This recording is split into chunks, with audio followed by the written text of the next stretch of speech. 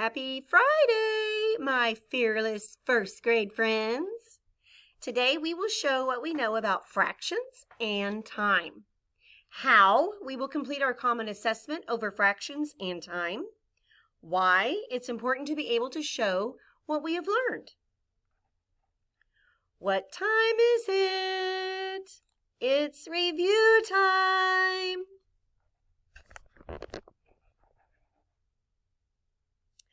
Remember what 2 equal parts is called? What are 2 equal parts called? Halves.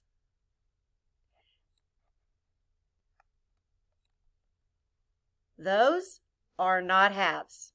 They are not equal parts.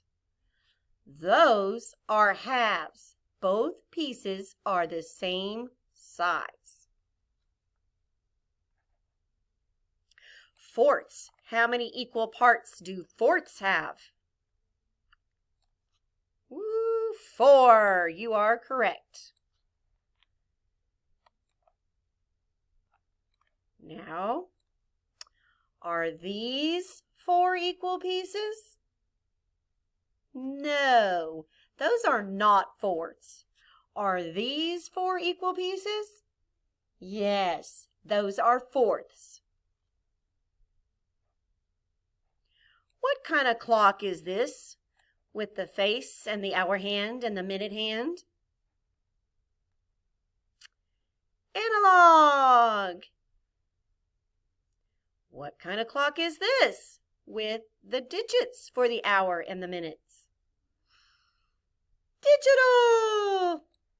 And the hour is on the left and the minutes are on the right. What time is this clock showing? Ready?